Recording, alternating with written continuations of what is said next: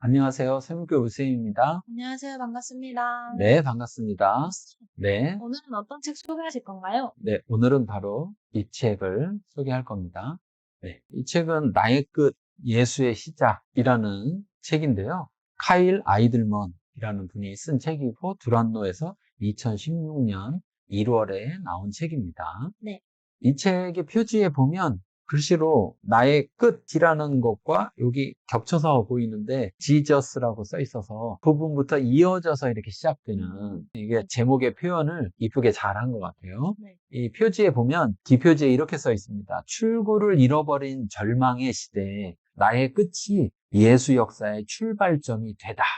이렇게 되어 있어요. 네. 그러니까 어찌 보면 우리는 실패하거나 또는 어떤 상황에 막혀서 어찌할 바를 모르게 될 때 나는 이제 끝이다 이렇게 하고 절망할 때가 있잖아요. 네. 그런데 오히려 이 책에서는 그 절망하는 그 시대 속에서 그 끝이라고 느껴지는 데서 오히려 예수의 시작이 일어난다.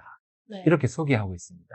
출판사 서평을 보면 이 책은 우리가 떨어질 수 있는 삶의 가장 깊은 밑바닥, 이른바 나의 끝에 대해서 다룬다. 마주하기도 인정하기도 힘들지만 누구나 자신의 끝에 이르는 순간에 맞닥뜨린다.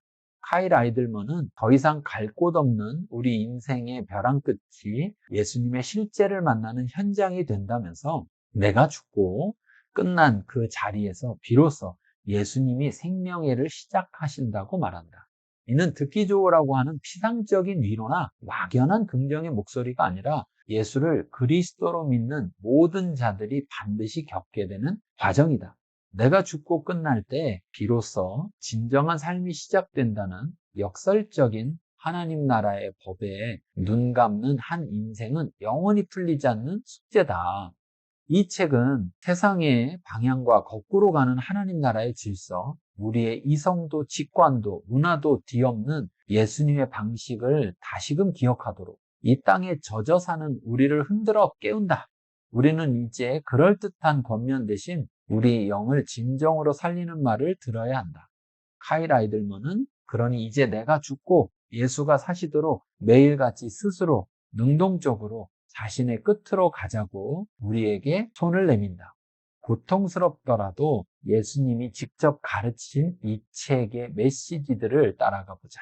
그곳에서 예수님이 시작하시는 충만하고도 복되며 온전한 삶을 살자. 라고 이렇게 서평하고 있습니다. 자, 책의 내용을 한번 소개해 볼게요. 네. 목차를 먼저 보면은 프롤로그, 에필로그 있는데 프롤로그는 나의 끝에서 비로소 예수를 만났다. 그러니까 아마도 이제 본인이 경험한 것을 가지고 이야기하는 것 같아요. 네. 그 다음에 에필로그에는 날마다 진정한 본물을 찾으러 떠나자. 이렇게 하면서 우리에게 도전을 주고 있습니다. 네.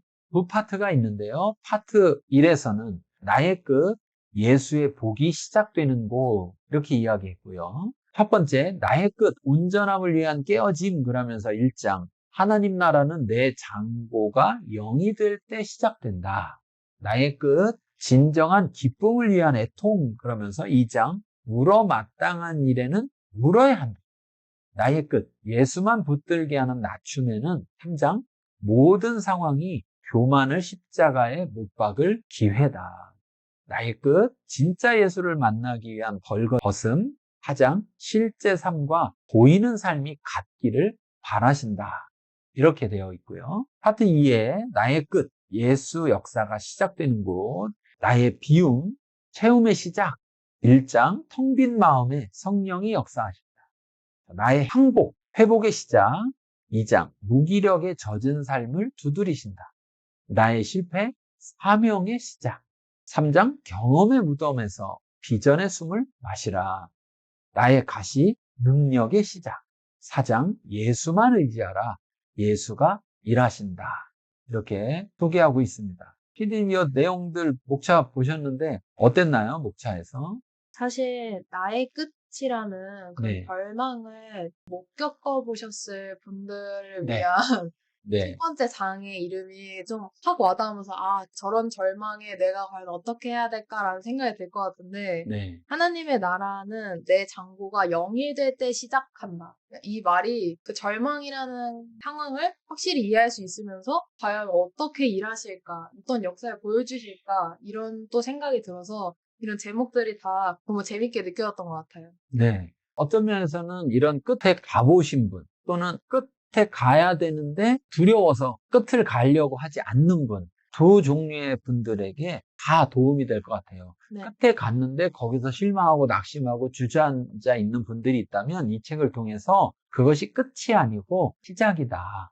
이것을 봤으면 좋겠고요. 네. 또 그러기 위해서는 어떻게 뭔가가 바뀌어야 하는지 또 어떤 생각의 바뀜, 또 시각의 변화가 있어야 되는지 이런 부분들을 잘 소개해주고 있는 것 같아요. 그래서 한마디로 이야기하면 첫 번째 파트에서는 예수의 복이 시작되는 곳이고 두 번째 파트에서는 예수 역사가 시작되는 곳인데 결국 그 두 곳이 다 어디냐? 나의 끝이었어요. 그렇죠. 그래서 이제는 어떻게 보면 이걸 잘 알면 나의 끝, 이게 아마 이분이 표현하는 문화권에서의 표현 같아요. 한국 같으면은 이제 바닥을 쳤다 이런 얘기를 많이 하잖아요. 그러니까 이거를 어떻게 보면 나의 바닥, 밑바닥 그렇게 생각해 보면 좋을 것 같아요. 그러면 내 밑바닥 도착해서 쓰러져 있는 그 바닥에 있다라는 것에 대해서 오히려 이제 기대감을 가질 수 있다라는 네. 생각이 들게 되는 것 같아요. 자, 그래서 여기 특히 2장에서 보면 나의 비움은 채움의 시작이고 항복은 회복의 시작이고 실패는 파명의 시작이고 나의 가시, 즉 나의 약점 이것은 능력의 시작이다. 이렇게 되어 있어. 굉장히 역설적이잖아요. 그렇죠? 그러니까 결국 이게 역설적이 되려면 내가 시작해서는 불가능하고 예수의 시작이 돼야 된다라는 것을 우리에게 이야기해주고 있는 것 같습니다. 광고! 여러분은 지금 세물겨루쌤의 영상을 시청하고 있습니다. 좋아요와 구독, 알림 설정 눌러주세요. 자, 책의 내용 중에서 좀 소개를 해보면요. 살다 보면 누구나 여러 가지 고통스러운 상황을 만나지만 나의 끝에 이르는 건 한 차례의 사건으로 끝나는 경우가 별로 없다. 맞아요, 맞아요. 나의 끝으로 가는 길은 실은 매일같이 걸어야 하는 길이다. 왜냐하면 나의 끝이야말로 예수님이 나타나시고 그분 안에서 진정한 삶이 시작되는 지점이기 때문이다. 우리 그런 얘기 하거든요. 나 바닥을 쳤어. 그러면 옆에서 야, 그러면 이제 올라갈 일밖에 없겠다. 그런데 그 다음에 만났는데 그게 바닥이 끝이 아니었어. 거기서 지하로 더 파고 들어갔어. 뭐 이런 얘기들 하잖아요. 그러니까 끝에 이르는 건 한 차례로 끝나는 게 아니라 여러 차례. 어떻게 보면 우리가 이 땅에 사는 동안에는 계속해서 그 끝을 향해서 가는 것 같아요. 네. 결국은 또 예수님 시작을 향해 가는 것이 아닌가 이런 생각이 듭니다. 그러나 이 길이 쉽지 않은 것은 내가 그곳에 이르기를 원하지 않아서며 어려움을 좋아하지 않고 자신의 발전과 성공을 원하기 때문이라고 합니다.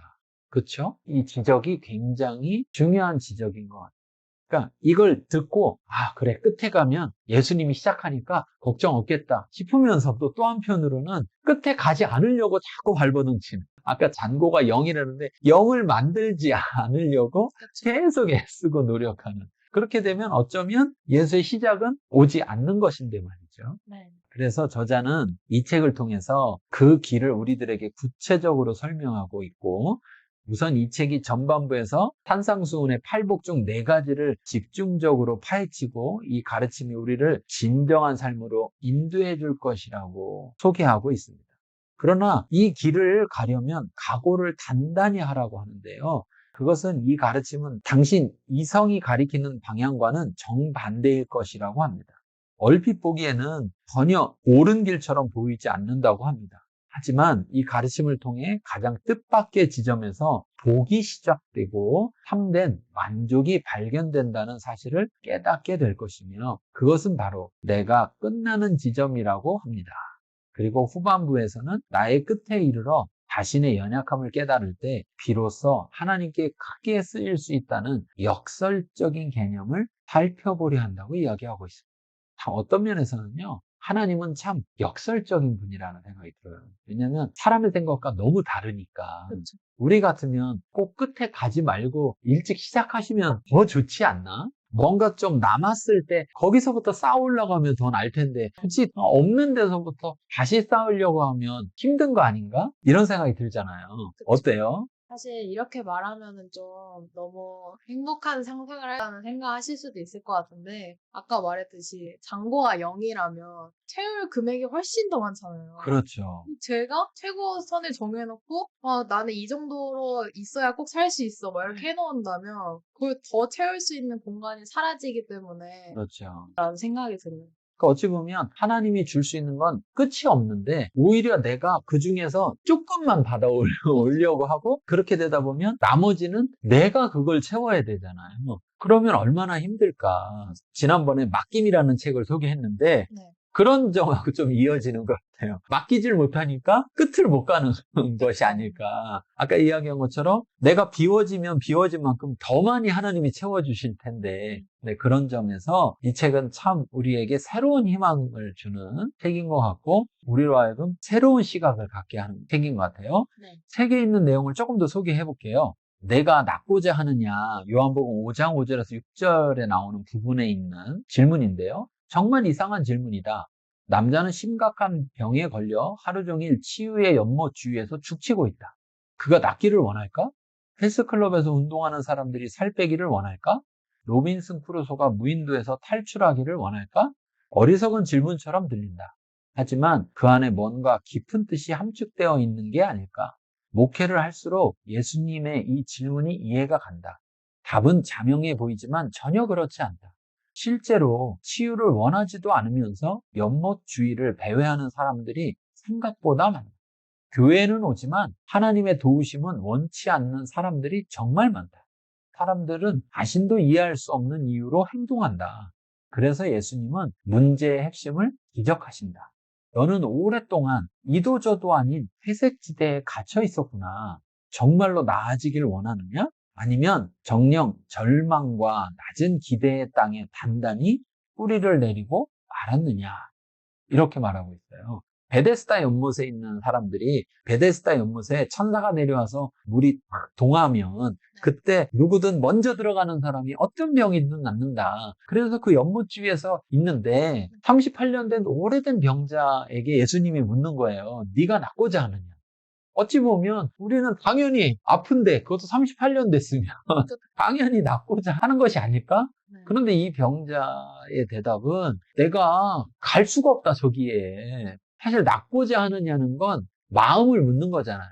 네. 근데 병자는 그 마음을 이야기하기보다 자기 형편만 이야기하고 있는 거예요. 이래서 안 되고 저래서 안 되고 이렇게 이야기하고 그게 꼭 어찌 보면 우리의 모습이 아닐까 이런 생각이 들어요. 기도는 막 하면서도 하나님 이거 해결해 줘야 됩니다. 막 기도하면서도 정말 저걸 원하는가? 그런데 어떨 때 보면 또 기도해 놓은 걸 잊어버리고 그렇죠. 그 나중에 가서 응답이 됐을 때 아 참 이거 기도했던 거지 이렇게 한다면 기도할 때 응답받기를 원한 건가? 이런 생각도 해보게 되거든요. 오늘 책을 통해서 나의 끝이 예수의 시작이다 이런 부분들을 같이 살펴봤는데 어땠습니까? 맨 처음에 출구를 잃어버린 절망의 시대라고 했잖아요. 네. 출구 없이 계속 절망에 빨려 들어가는 듯한 그런 끝을 또 경험하고 계신 분들은 이 책을 읽으셔서 나의 끝이 진짜 끝이 아니다. 예수님이 다시 열어주실 시작을 또 기대하고 그만큼 하나님께 더 맡기려고 하는 그런 마음을 가지셨으면 좋겠다는 생각이 듭니다. 네, 감사합니다. 우리 다음에 또 뵙겠습니다. 네. 감사합니다. 감사합니다.